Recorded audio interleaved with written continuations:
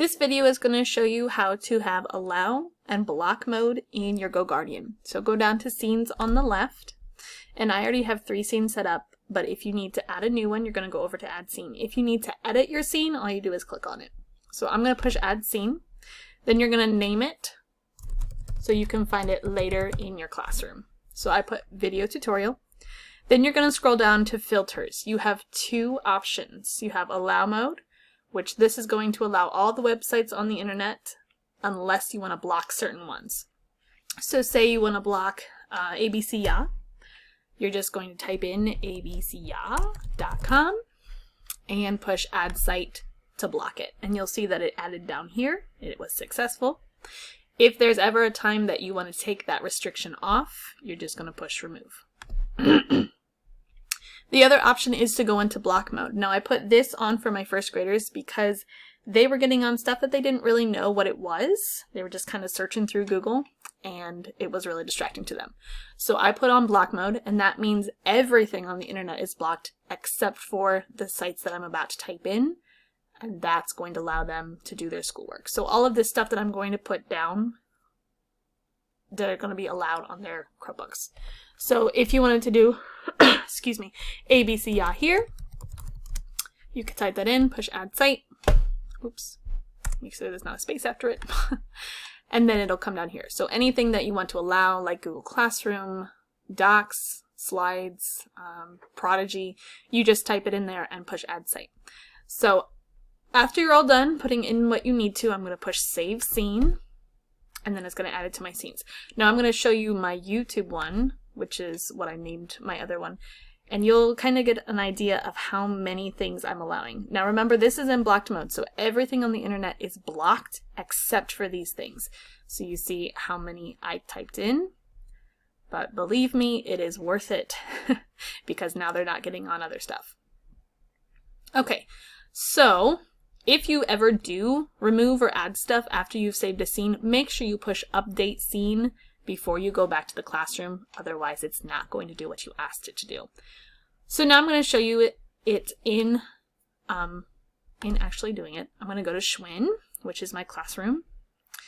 And I asked Mrs. Maldinger to get on her Chromebook so you could kind of see what a block site would look like. Here you see 3 of my kids are working on stuff that they're supposed to be working on, which is great, which is why I can see that it's working. But if you see Brianna Shear here, I can click on her screen, and this is the screen that's going to pop up if something has been blocked. Now, if there is a mistake and you want to allow something that they're trying to get on, and it's blocking it, you can always add it to the scene. So what I do is I copy the link address, and it'll always show it down here. So she's trying to get on Brain Pop Junior. So I'm going to copy it again. I just did right click, copy link address. I X out of her screen. I go back over to scenes. I go to my scene. I paste it in there, and I push add site. It'll validate it, and then it'll add it to the bottom, right there. And then I'll push update scene, and then go back into Schwinn. And you can see now that it is no longer blocked, and she can get on there, which is great. Now, if you ever want to exclude a student from this, which means you don't want the restrictions on a certain student, let's say that they got all of their homework done and you want to allow them to go on and listen to music or go on ABCA or something like that, you can go into the student and you see this exclude student. You can push that, and that will take off all the restrictions for that student. Now, you're probably noticing that that student is no longer up there on the screen, but if you scroll down, you will see her down here now. And if I ever want to put the restrictions back on, I can push re-include in student to put her back on the restrictions.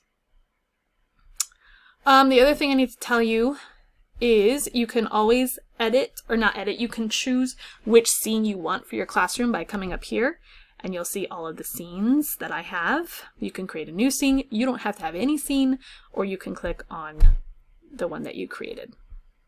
If you want that to automatically start when you make a session, you're going to go into your classroom and go down to settings. And right here it says default scene. You can click on the one that you made and push update classroom. And then every time that your classroom opens a session, then it will automatically have that scene on it, so you don't have to go in and push it every time. Also, I bet you probably already know about this, but if you want to schedule a scene to automatically happen, so maybe you are not up at 6 o'clock, but you want your scene to start at 6 o'clock, or your classroom to start at 6 o'clock because you have early risers, then you can add a scheduled session, and this will go automatically. I made one from 7 to 3 because they're only, I think they're 8-hour shifts. And then I made an additional one from 3 to 11. And then if you wanted to go overnight, you could do it from 11 to, well, whatever. But you can add that over here. Push your start time, push your end time, push the day that you want, and push add to schedule. And then once it's all scheduled out, it'll automatically do it for you. And then I just log on and don't have to do much. If you have any questions about anything, just let me know.